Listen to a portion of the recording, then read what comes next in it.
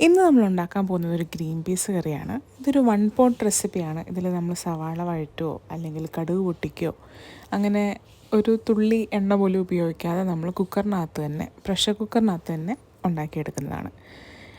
Minimum ഒരു 8 മണിക്കൂറെങ്കിലും green peas വെള്ളത്തിലിടാനായിട്ട് ശ്രദ്ധിക്കുക. ഇത് ഞാൻ തലേന്ന് വെള്ളത്തിലിട്ടതാണ്. നമുക്കെങ്ങനെയാണ് ഇത് തയ്യാറാക്കിയെടുക്കുന്നത് നോക്കാം.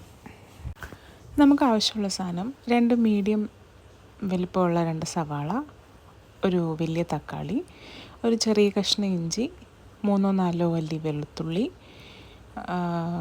കുറച്ച് പെരിഞ്ജീരകം, ഒരു തണ്ട് കറിവേപ്പില, 3 പച്ചമുളക്. ആദ്യം നമുക്ക് പച്ചമുളക് നടുവേ കീറിയെടുക്കാം. ഇനി നമുക്ക് സവാളയും തക്കാളിയും ചെറിയ കഷ്ണങ്ങളായിട്ട് മുറിച്ചെടുക്കാം.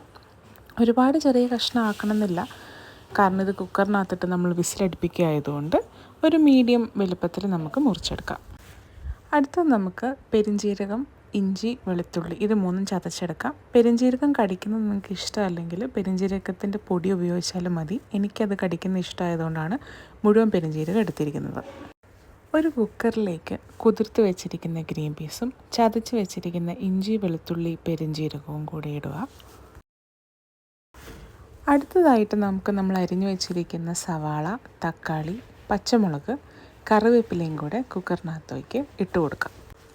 ഇനി നമുക്കതിലേക്ക് 1/2 ടീസ്പൂൺ മഞ്ഞൾപ്പൊടി, 1 ടേബിൾ സ്പൂൺ മല്ലിപ്പൊടി, 1 ടേബിൾ സ്പൂൺ എരിവില്ലാത്ത മുളക് പൊടി, 3/4 ടീസ്പൂൺ കുരുമുളക് പൊടി, 3/4 ടീസ്പൂൺ ഗരം മസാലപ്പൊടിയും കൂടി ഇട്ട് ആവശ്യത്തിന് ഉപ്പും കൂടെ ആഡ് ചെയ്ത് കൊടുക്കാം.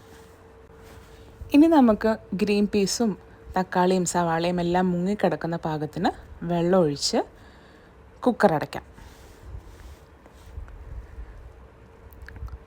ലോ ടു മീഡിയം ഫ്ലെയിമിൽ വെച്ച് 3-4 വിസിലടുപ്പിച്ച് എടുക്കണം.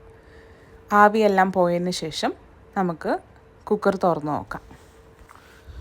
ഗ്രീൻ പീസ് എല്ലാം നന്നായിട്ട് വെന്തിട്ടുണ്ട്. ഒരു 3-4 ഗ്രീൻ പീസ് നമുക്ക് സ്പൂൺ വെച്ച് തവി വെച്ച് തന്നെ ഒന്ന് ഉടച്ചു കൊടുക്കാം.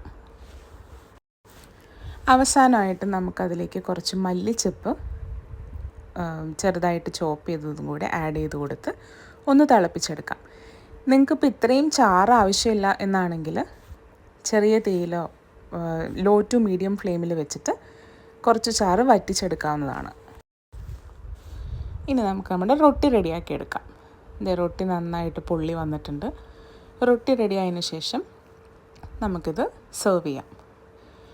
ഒരു കാര്യം ശ്രദ്ധിക്കേണ്ടത്, നിങ്ങൾക്കിതിലേക്ക് താളിച്ചൊഴിക്കണമെങ്കിൽ കുറച്ച് കോക്കനട്ട് ഓയിലിൽ കടുക് പൊട്ടിച്ച് താളിച്ചൊഴിക്കാവുന്നതാണ്. ഞാനിതൊരു നോ ഓയിൽ റെസിപ്പി ആയതുകൊണ്ട് താളിച്ചൊഴിച്ചിട്ടില്ല. Hope you liked it. Thank U.